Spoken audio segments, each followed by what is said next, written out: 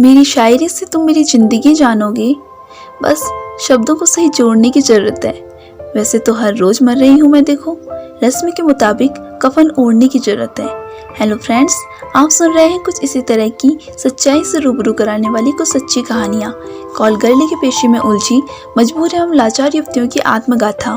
तो चलिए शुरू करते हैं कुछ इसी तरह की कहानियाँ। मेरा जन्म उत्तर प्रदेश के एक शहर में मध्यम वर्गीय परिवार में हुआ था। मेरा जन्म व पालन पोषण एक संयुक्त परिवार में हुआ था। मेरे लिए सबसे दुखदायी बात यह रही कि जवानी की दहलीज पर कदम रखने के बाद मैं खुद को सुरक्षित न समझती थी। अपने परिवार में हम 8 भाई बहन थे और एक भाई था। मेरे माता पिता को इस बात की चिंता थी कि वंश परंपरा को चलाने के लिए कम से कम एक बेटा तो होना ही चाहिए। इसी चक्कर में 8 बहनों के बाद एक भाई का जन्म हुआ। हमारी आय के साधन सीमित थे, जबकि खर्चा आमदनी से कहीं ज्यादा था। मेरे माता पिता के बीच सदैव इस बात को लेकर चर्चा होती कि 8 लड़कियों के हाथ कैसे पीले होंगे। मेरे पिता एक स्कूल में चपरासी थे। घर में होने वाली रोज की चिकचिकबाजी से मेरे मन में यह बात समा चुकी थी कि मुझे कोई ना कोई ऐसा रास्ता तलाशना चाहिए ताकि हमारी आर्थिक स्थिति सुधरे। मेरी आयु 17 वर्ष की हो चुकी थी, लेकिन मानसिक रूप से अभी मैं परिपक्व नहीं थी। इंटरमीडिएट करने के बाद मैं बीए में प्रवेश लेना चाहती थी। अचानक मेरे जीवन में एक ऐसी घटना घटी जिसने मेरे जीवन की जीवनधारा ही बदल कर रह दी। मेरे बराबर वाले मकान में माधवी नाम की एक लड़की रहती थी, जो कि देखने में बहुत ही सुंदर थी। वह अक्सर मेरे सम्मुख अपनी कजिन मोहसिन भाई की प्रशंसा करती रहती थी। माधवी ने मुझे उसके बारे में बताया था कि वह फिल्म इंडस्ट्री में कार्यरत है। उसमें इतनी सामर्थ्य है कि वह किसी भी लड़की को हीरोइन बना सकता है। जिस उम्र में मैं थी, उस उम्र की लड़कियां फिल्मों की दीवानी पाई जाती हैं। वैसा ही हाल मेरा भी था। मैं फिल्मी हीरो और जितेंद्र की इतनी ज़्यादा प्रशंसक थी कि मेरी कुछ सहेलियां मुझको उसके नाम से चिढ़ाने लगी थी। प्राय वे उसकी एक्टिंग में कोई ना कोई कमी निकालती और उनसे मैं झगड़ने लग जाती। मेरी सहेली माधवी एक संपन्न परिवार से संबंध रखती थी। उसके घर में colour TV, VCR, fridge, cooler आदि सुख सुविधाएं व मनोरंजन के सभी साधन मौजूद थे। जब भी मैं उसके घर में जाती, वीसीआर पर अपने फेवरेट हीरो की फिल्में देखना न भूलती थी। माधवी अपने माता पिता की इकलौती संतान थी। उसके माता पिता उसे बहुत अधिक चाहते थे। वे उसके प्रत्येक शौक को पूरा करने के लिए हेतु तैयार रहते थे। कभी कभार मैं आधी रात को माधवी के यहाँ से वापस आती। शुरू में मेरे साथ घर वालों ने डांट डपट की थी, लेकिन बाद में कई घंटे माधवी के यहाँ पर रुक जाने के लिए उन्होंने मुझ पर ध्यान देना ही बंद कर दिया, और जैसे कि वो भूल चुके हों। माधवी ने एक रोज मुझे चुपके से बताया कि उसका मौसेरा भाई आया हुआ है। उसका नाम राजेश है और वह कलिंग होटल में ठहरा हुआ है। न जाने मुझे क्या हुआ कि मैं खुद को रोक न सकी। मैंने उससे कह दिया, क्या आप अपनी कजन से नहीं मिलवाओगी? उसने मेरी बात मान ली। अगले रोज वह जैसे ही उसके यहाँ आया, उसने मुझे भी अपने पास बुलवा लिया। मैं तो न जाने कब से मिलने को बेताब थी। उसे देखते ही मैं ठगी से रह गई। देखने हो किसी फिल्मी हीरो से कम न लगता था। उसकी आयु 28 से 30 वर्ष के आसपास थी। चेहरा बड़ा स्मार्ट था। जैसे ही माधवी नाश्ते की तैयारी करने चली गई, राजेश ने मुझे अपने करीब बिठाते हुए प्यार से मेरा हाथ दबा दिया। उसका स्पर्श पाते ही मेरे जिस्म में सनसनी सी दौड़ गई। क्या मैं फिल्मों में कोई रोल पा सकती हूँ? मैंने राजेश के बेहद करीब होते हुए कहा। हाँ, क्यों नहीं पा सकती? जरूर पा सकती हो। वैसे भी तुम्हारा फेस फोटोजेनिक है। तुम थोड़ी मेहनत करो तो गारंटी से हीरोइन बन सकती हो। मुझे किस तरह की मेहनत की जरूरत है? मैंने भोलेपन से राजेश से पूछा। तुम्हें घुड़सवारी, तैरना, स्केटिंग व कार ड्राइविंग भी आनी चाहिए। इसके साथ ही तुम्हें इतनी प्रतिभा तो होनी ही चाहिए कि फिल्म इंडस्ट्री के प्रत्येक शख्स को तुम्हारे अपने मधुर व्यवहार से प्रभावित कर सको। राजेश ने मुझे अपनी जेब से एक विजिटिंग कार्ड निकाल कर दिया। वह कलिंग होटल में अकेले ही आने के लिए कहा। मैं उसकी बातों में कर माधवी को बिना बताए वहां जाने का वायदा कर बैठी। तब जब माधवी चाय नाश्ता लेकर आई, हमने मिलकर एक साथ नाश्ता किया। कुछ देर बाद राजेश कलिंग होटल के लिए रवाना हो गया।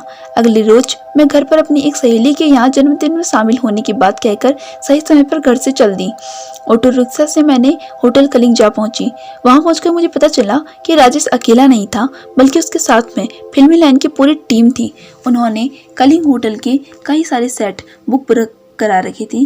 कुछ देर बाद मुझे ये बात ज्ञात हुई राजेश व उसके मित्र आर के फिल्में कंबाइंड नामक संस्था के तले बनाने वाली फिल्म का विज्ञापन पिछले हफ्ते अखबारों में छपवा रहे थे।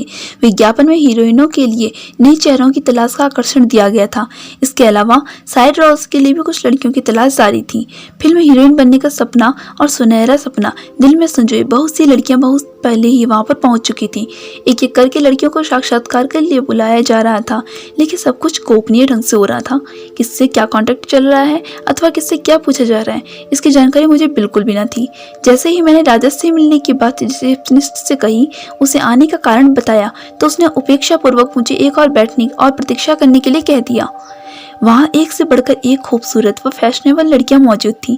वे सब के सब बेहद एडवांस, अप टू डेट, तर्रार व संपन्न घरों से ताल्लुक रखने वाली थी।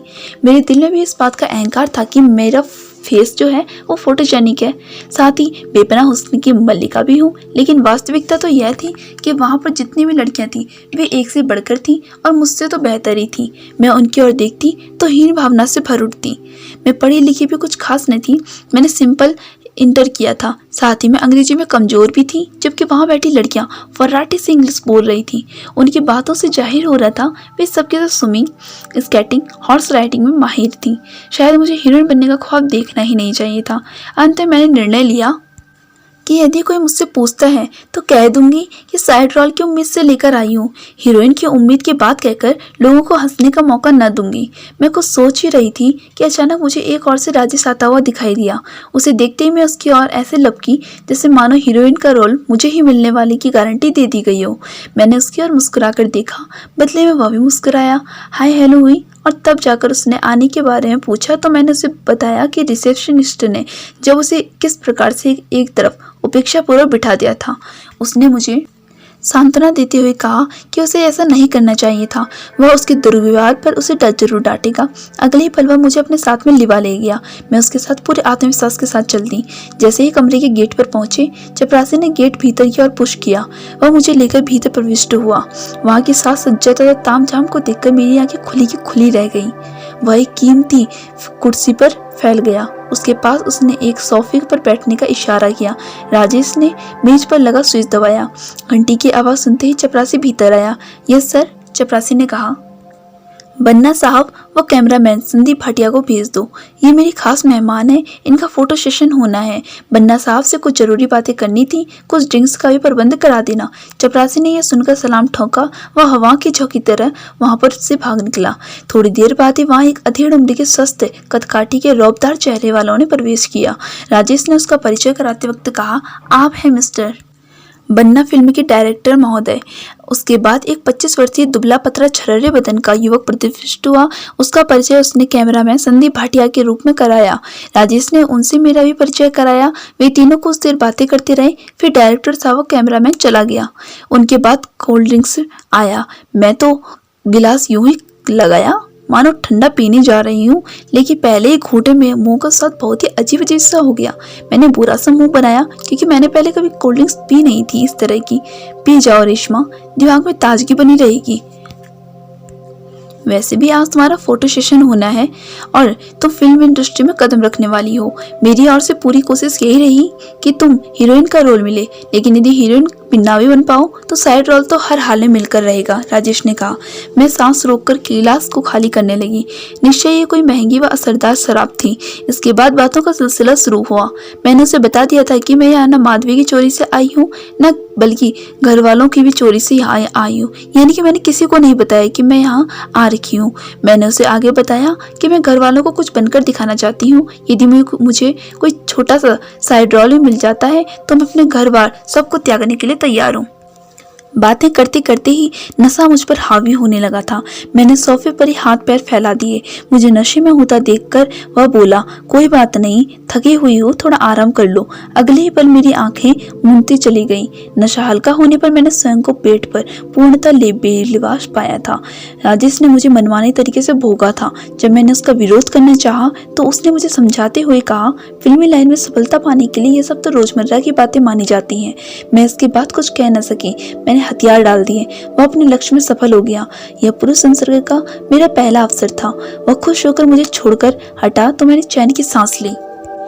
लेकिन मैं उस वक्त पूरी तरह से कांप गई जब मैंने 35 मिनट बाद दूसरे हाथों का स्पर्श अपने जिस्म पर पाया। वह मुझ पर झुकता हुआ बोला, मैं हूँ डायरेक्टर बन्ना, तुम मुझे खुश कर दोगी तो मैं आकाश की बुलंदियों पर पहुंचा दूंगा। फिल्मी लाइन का भूत तो मुझ पर सवार ही था, अतः मैं भी उसे बर्दाश्त करने लग गई थी। मेरी रजामंदी पाकर डायरेक्टर भी मुझसे मनमानी करने लगा। उसे बर्दाश्त करने के बाद मैंने गहरी सांस छोड़ी। उसके जाते ही कैमरामैन भीतर प्रविष्ट हुआ।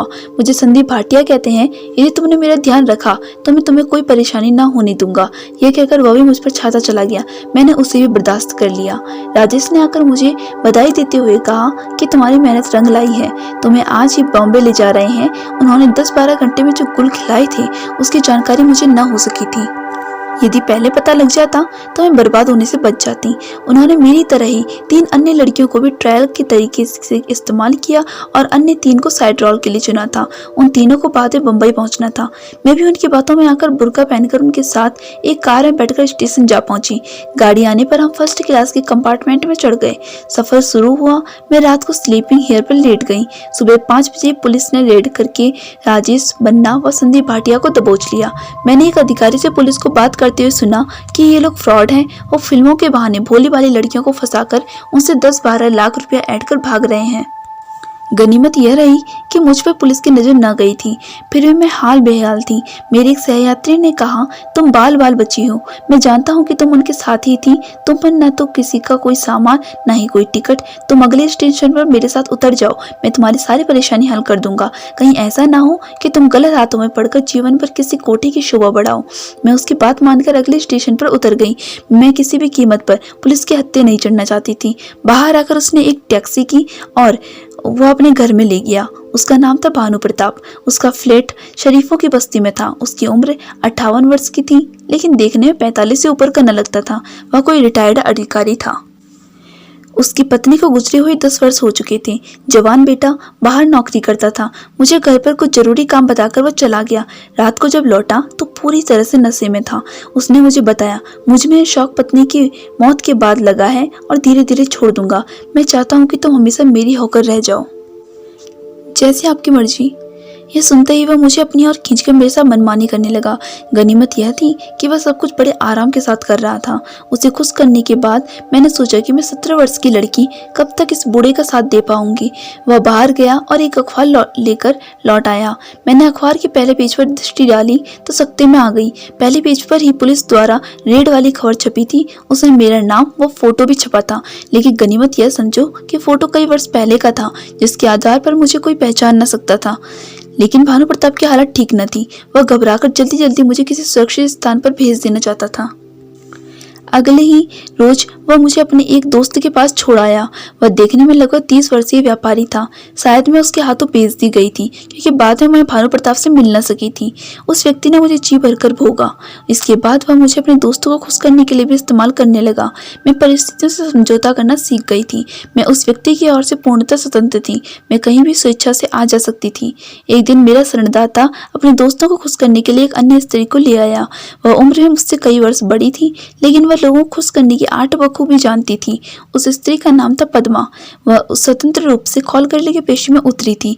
मेरी भी उस औरत से धीरे धीरे दोस्ती बढ़ने लगी। उसने मुझे बताया कि इस धंधे में वह 8 से 10 हजार रुपये तो महीना कमा लेती है। मुझे उसका काम पसंद आया। मैं भी उसके साथ में विजिट पर जाने लगी। धीरे धीरे मैं भी उसी की तरह अच्छे नोट कमाने लगी थी। पद्मा के कहने पर एक मेडिसिन फैक्ट्री में मुझे कुछ नौकरी मिल गई। मैंने फैक्ट्री मालिक के कहने पर उससे समझौता कर लिया और वक्त बेवक्त उसके काम आती रहूंगी, ऐसा मैंने उससे कहा। तब से आज तक मैं कॉल करने के पेशे में लगी हुई हूँ। शुरू में तो मैं रातों में घंटों माता पिता को याद करके रोती रही हूँ, पर अब मैं उनसे संपर्क साध कर उनके जख्मों पर नमक छिड़कना नहीं चाहती। उन्होंने मुझे मरा हुआ समझकर अपने आप में सब्र कर लिया होगा। मैंने भी अब खुद को मरा हुआ ही समझ लिया है। यह मानो कि मैं मर ही चुकी हूँ।